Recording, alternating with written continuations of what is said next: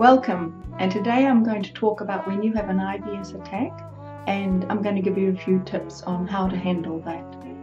So let's say you've got pain and you've got trapped gas. That's normally what causes the pain, and your muscles are cramping around that, or you're having to rush to the toilet all the time.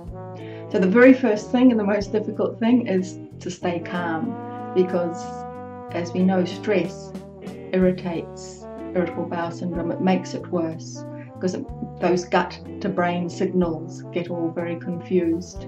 So if possible, stay calm, and don't just expect yourself to stay calm. Use some of those techniques like deep breathing. That's the most immediate one that you can use. Deep breathing down into the base of your stomach confuses your body and makes it think that there is no emergency. So then your blood pressure goes down, your breathing calms down, and so on. So that's the first thing, is to try to keep yourself calm. If possible, use some self-talk.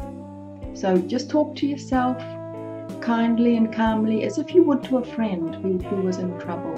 So always treat yourself as if it was a friend in need. Now, there are some very practical things that you can do, like a heating pad. In fact, it's very soothing, and psychologically it's really useful. But also research shows that low-level continuous heat speeds up pain relief. It relaxes the muscles. So that's really a very good thing to do. Instinct kind of tells you to do that, but definitely move on that one fairly quickly.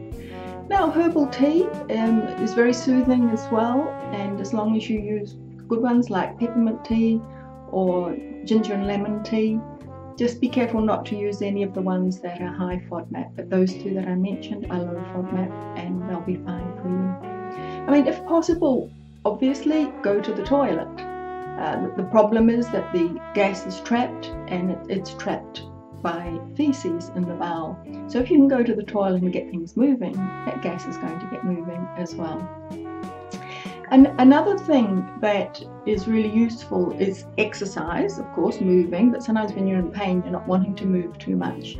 So perhaps just something like, there are quite a few yoga poses which are really good for getting things moving, and you can Google those quite easily. You'll be able to find some good yoga poses.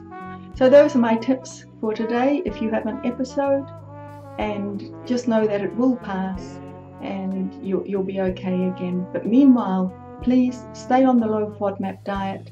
That is your very best answer to reducing the symptoms of IBS. Right, thank you for listening, and goodbye.